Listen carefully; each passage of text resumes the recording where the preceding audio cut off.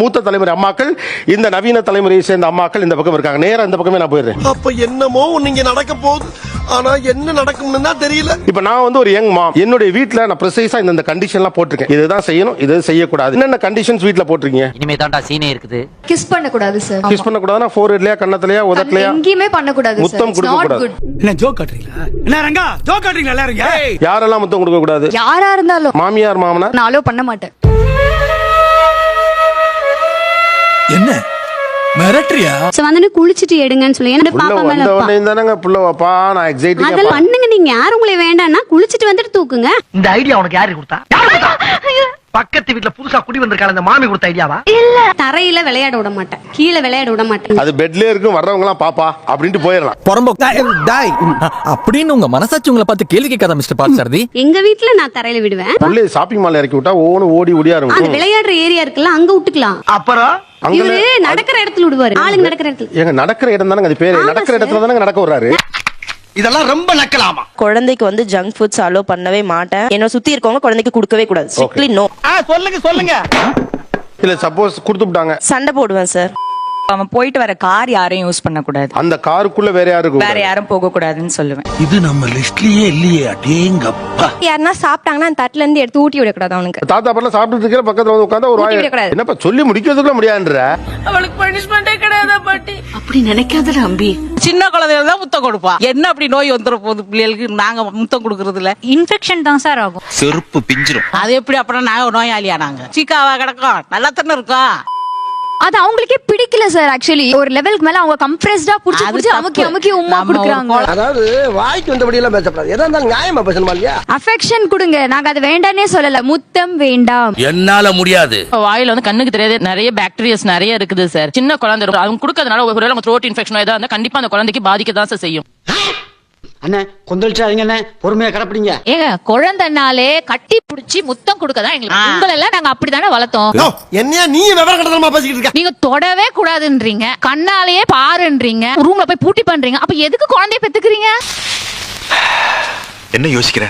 இல்ல பொய் எப்படி சொல்றதுன்னு யோசிக்கிறேன். நீங்களே வீட்டு புருஷனையே தொட விட மாட்டேன்றீங்களே.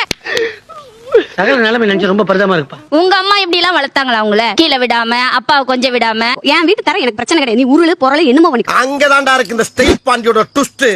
ஆனா வெளியில 1000 பேர் நடக்கிற தரையில என்ற குழந்தைய நான் விளையாட விட மாட்டேன். எவனாச்சும் எதிர்த்து கேள்வி வைக்கிறீங்களா? வெளியில சுத்தம் இல்லைன்னா அப்புறம் ஸ்கூலுக்கு அனுப்பாதீங்க சார். சினிமா கூட்டிட்டு போவீங்க சார். மாலுக்கு போவீங்க சார். அட பாவி, இவ்வளவு கோவக்காரன் நம்மளுக்கு தெரியாம போச்சே. ரொம்ப எங்கேயுமே போவீங்க சார். ரொம்ப சோல்டர் ஏத்துறாங்க. ஒரு நிமிஷம் இருங்க. சோல்டர் கொஞ்சம் இறக்குங்க, நான் சொல்ற கேளுங்க. தயவு செய்து குழந்தை வளர்ப்புல மட்டும் ஹைஜீனிக் பத்தி பேசாதீங்க. குழந்தைய வளர்க்கறது அன்பை மட்டுமே ஊட்டணும். அன்புனா என்ன தெரியுமா? அன்பாலதான் இந்த உலகத்துல எந்த ஒரு விஷயமா இருந்தாலும் ஜெயிக்க முடியும். இல்ல ரொம்ப கேட்க நல்லா இருக்கான அன்பை மட்டுமே ஊட்டி வளர்க்கணும் அப்படின்னா எப்படி வளர்க்க முடியும்? இது காந்தி பிறந்த மண் இது. அதனால இந்த அன்புன்ற வழியில போனா மட்டும்தான் இதுக்கு ஒரு தீர்வு வரும். கொஞ்சம் பிள்ளைய பத்திரமா பாத்துக்கத்தானே பாப்பாங்க. எப்படி பிள்ளைக்கு ஹைஜீனிக் பார்க்காம இருக்க முடியும்? ரோடு நம்பர் உன் வீட்டு நம்பர் எல்லாம் கேட்டுறான் உங்ககிட்ட. அந்த லெவல் வந்து அவங்களுக்கு கொஞ்சம் எக்ஸ்ட்ரீமா போறாங்க. அந்த குழந்தைக்குன்னு ஒரு பாயிண்ட் ஆஃப் வியூ இருக்கு, அதை வந்து கம்ப்ளீட்டா இக்னோர் பண்ணிடுறாங்க. எப்ப பார்த்தாலும் அதை செய்யாத இதை செய்யாதுன்னு குறை சொல்லிக்கிட்டே இருப்பாங்க. பாட்டி வந்தா பாட்டி தூக்கி கொஞ்சணும்னு அந்த குழந்தை நினைக்க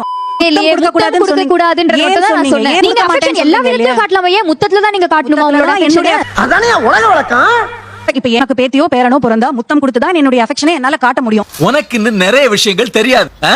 நமக்குள்ளே நிறைய ரூல்ஸ் இருக்கு. முத்தத்தாலதான் தேமல் வருது, முத்தத்தாலதான் இது வருதுன்றதே ஒரு அறியாமை. நீங்க முத்தம் கொடுத்தீங்கன்னா தேமல் வரதான் செய்யும். ஐயோ சாமி, வேற ஒரு குழந்தையை பார்க்கும் போதே உங்களுக்கு அது தூக்கி கொஞ்சணும் முத்தம் கொடுக்கணும் தான் ஹியூமனுக்கும் வர நேச்சர். அது you can not stop that. என்னடா முட்டாத்தனமா பேசிக்கிட்டு இருக்க முட்டா பயல? இப்ப எங்க அம்மா வராங்க, எங்க அம்மா முத்தம் கொடுப்பாங்க. அடுத்து என் ஹஸ்பண்டோட அம்மா வராங்கன்னா கொடுக்க தான் செய்வாங்க. அது யூ கேன் நாட் ஸ்டாப். நான் என் குழந்தையை கொடுக்க மாட்டேன், நான் யார்கிட்டயும் என் குழந்தையை கொடுக்க மாட்டேன். See, this is not relationship. வரவங்க போறவங்க எல்லாமே முத்தம் கொடுத்துட்டே இருக்கிறதுக்கு நாங்க வந்து அலோ பண்ண முடியாது. ஒருத்தரை பாயிண்ட் அவுட் பண்ணி நீங்க வந்து முத்தம் கொடுக்க கூடாது. ஒருத்தர்கிட்டயே போய் நாங்க சொல்லிட்டே இருக்க முடியாது. ஆளக்கூடாது மாப்பு, நமக்காக ஜனங்க இருக்காங்க. நீங்க எல்லாரும் ஒரே ரூல் போட்டு நீங்க பண்ண முடியாது. மண்டைக்கு மேல் மண்டை இருந்தால் மட்டும் போதாது, மதி வேண்டும். மதி எண்ணெய் போல். சித்தப்பா பெரியப்பா கூட சார் குடிச்சிட்டோ பாக்கு போட்டோ நீங்க எல்லாருமே ரொம்ப டீக்ரேட் பண்றீங்க. எனக்கு வருத்தம்ப்பா, எனக்கு ரொம்ப வருத்தம். அதிகமா இருக்குடா. எனக்கு ரொம்ப ஆச்சரியமா இருக்கு. அவங்க என்னன்னா ரேஷன் ஷாப்புங்கிறாங்க. ரெண்டாவது யாரை பார்த்தாலும் குடிச்சிருப்பான், பாக்கு போட்டிருப்பான், குடிச்சிருப்பான், பாக்கு போட்டிருப்பான்.